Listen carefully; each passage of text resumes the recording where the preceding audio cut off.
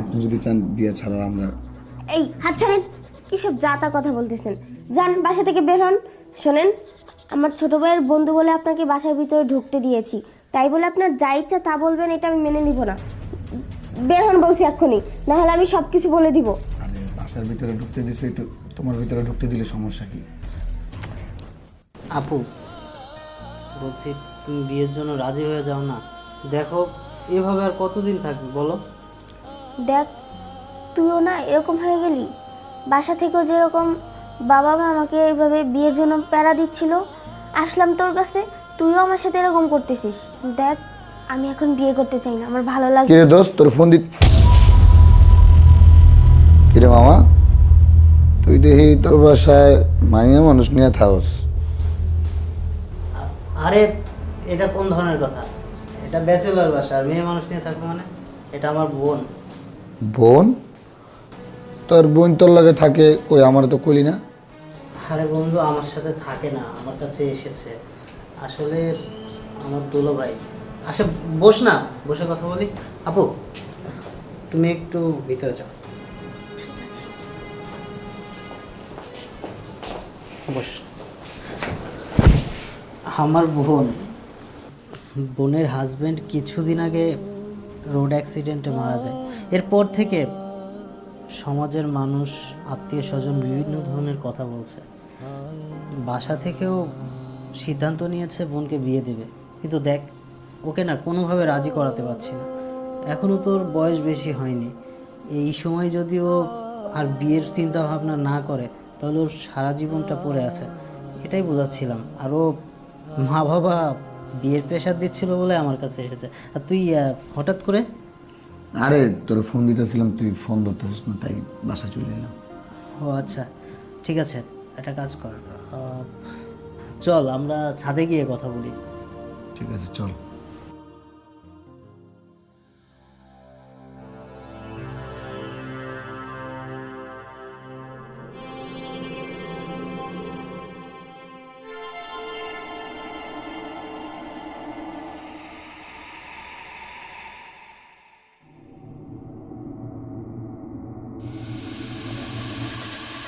কি ব্যাপার আপনি? আপা, এই কথা কি এখানে দাঁড়ায় বলবেন নাকি ভিতরে আসতে বলবেন? ঠিক আছে, আসেন ভিতরে আসেন।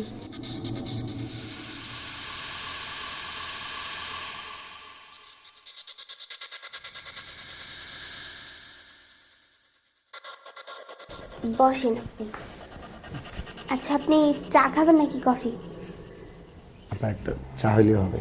ঠিক আছে, আমি নিয়ে আসতেছি।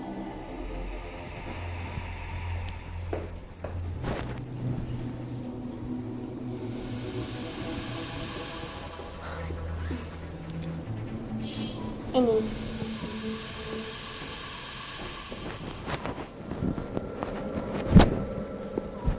আচ্ছা আপা, কিছু মনে না করলে একটা কথা জিজ্ঞেস করি। বলেন। আপনার হাজবেন্ড কি করে? ব্যবসা করে নাকি চাকরি করে?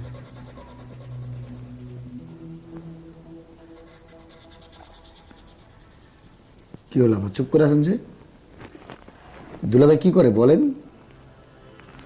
না মানে, আমার হাজবেন্ড মারা গেছে।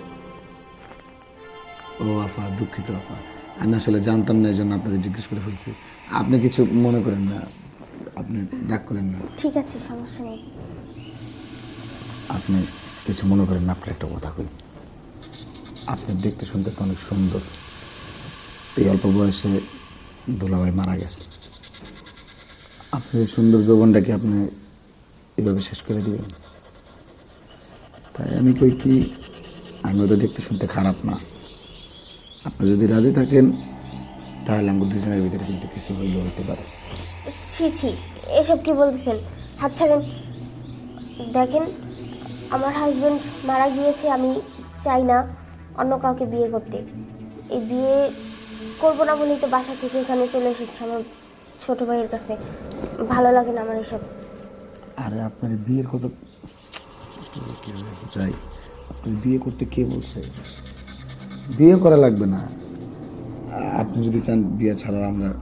এই হাত ছাড়েন, কিসব জাতা কথা বলতেছেন? যান বাসা থেকে বের হন। শোনেন, আমার ছোট ভাইয়ের বন্ধু বলে আপনাকে বাসার ভিতরে ঢুকতে দিয়েছি, তাই বলে আপনার যা ইচ্ছা তা বলবেন এটা আমি মেনে নিব না। বের হন বলছি এক্ষুনি, না হলে আমি সব কিছু বলে দিব। আরে বাসার ভিতরে ঢুকতে দিছে, একটু তোমার ভিতরে ঢুকতে দিলে সমস্যা কি? হ্যাঁ, বলে দাও। ছাড়েন বলছি, যান এক্ষুনি বের হন, নাহলে গায়ে হাত তুলতে বাধ্য হবো। বসে আছেন কেন? অনেক গরম। কি ব্যাপার, বাবা এখন কল করছে, দেখি কি বলে। হ্যাঁ বাবা বলো। মা, তুমি কি করতেছ? কি আর করব, এই তো বসে আছি। খাওয়া দাওয়া করছো? হ্যাঁ করছি। বাইরে কোথাও তোমার? ও তো বাহিরে আছে। ও মা, আমি একটা কথা বলতে চাইছিলাম, তুমি মা না করো না, তোমার জন্য আমি একটা জামাই দেখছিলাম, তুমি মা রাজি হয়ে যাও। বাবা, আমি তো তোমাকে আগেও বলেছি, মাকেও বলেছি, দেখো আমি এখন বিয়ে করতে চাই না। আমার হাজবেন্ড মারা গিয়েছে, তাই বলে কি আমি আরেকটা বিয়ে করে নিব? না বাবা, আমি এটা কখনোই করতে পারবো না। তোমরা এসব ভুলে যাও, আর এরপর থেকে আমাকে বিয়ের ব্যাপারে কোনো কথা বলো না। দেখ মা, এই ছেলে মানুষ এগুলো করিস না। আমি তোকে অনেক মারধর করছি, তোর মা অনেক মারধর করছে, বিয়ের জন্য তুই বাড়ি চেরম ফেলে দিয়ে তুই পায়ের বাসায় গিয়ে পড়ে রয়েছিস। আমার তো মা খুব কষ্ট লাগে তোর জন্য। লক্ষ্মী মা না, তুমি রাজি হয়ে যাও, আমি তোমাকে বিয়ে দিয়ে দেবো মা। বাবা, তুমি যদি এরপরে না বিয়ের কথা বলো, তাহলে কিন্তু আমি আর কখনো কোনোদিনও তোমাদের সাথে কথা বলবো না। আমার দু চোখ যেদিকে যায় আমি সেই দিকেই চলে যাব, ভাইয়ের কাছেও থাকবো না।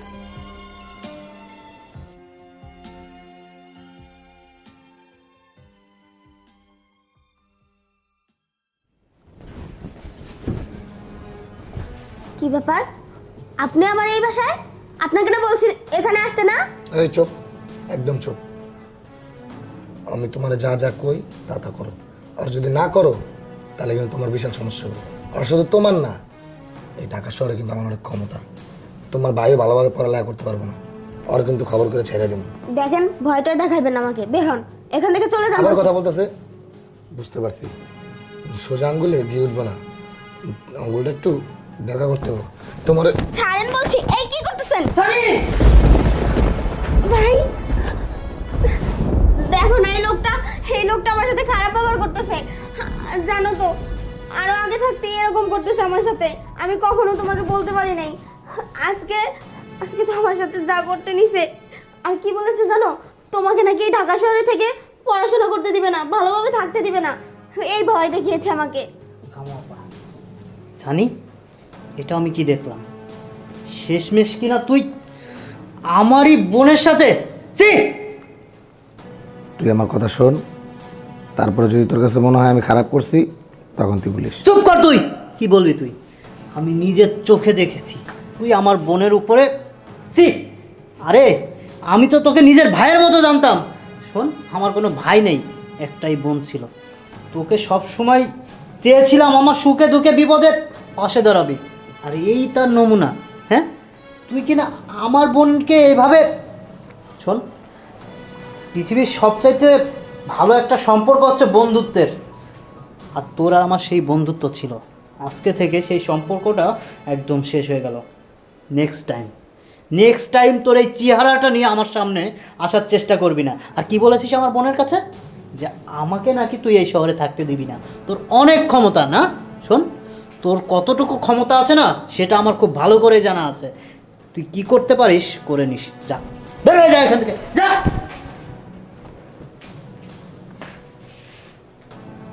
বোন, দেখেছিস?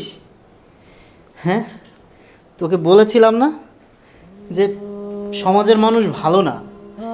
আর মা বাবা, আমি কি কারণে তোকে বিয়ে করার কথা বলি জানিস? এই কারণে, একটা মেয়ের যখন বিধবা থাকে তখন সমাজের কিছু কুত্তা থাকে না, কুত্তা শুধুমাত্র লালসার চোখে মেয়েদের পুলির দিকে তাকিয়ে থাকে, কখন তাকে ছোবল দিয়ে খাবে। শোন বোন, তুই এখনো চিন্তা ভাবনা করে দেখ তুই কি করবি। দেখো ভাই, আমি বুঝতে পেরেছি আমার ভুলটা। আজকে যদি আমার সাথে এই ঘটনাটা না ঘটতো তাহলে তো আমি কখনো বুঝতেই পারতাম না যে বিয়ের পরে একটা মেয়ের হাজবেন্ড যদি মারা যায় তাহলে সেই মেয়ের এই সমাজে কোনো দাম থাকে না, কেউ তাকে সম্মান দেয় না, শুধু খারাপ নজর দেয়, খারাপ কিছু করার চেষ্টা করে। আমি বুঝতে পেরেছি। ঠিক আছে, তুমি বাবা মাকে বলো আমি বিয়ে করতে চাই, বিয়ে করে সংসার করব, আর এইভাবে থাকবো না। যাক, আলহামদুলিল্লাহ, বুঝতে পেরেছিস, তবে অনেক দেরিতে। শোন, মা বাবার কাছে আমি বলবো বিষয়টা, আর তুই যেহেতু বিয়ে করতে রাজি হয়েছিস, আমরা খুব ভালো একটা ছেলে দেখে ধুমধাম করে তোর বিয়েটা দিব। আর এখনই আমরা চল বাড়িতে ফেরত যাই, মা বাবার সাথে দেখা করি। ঠিক আছে।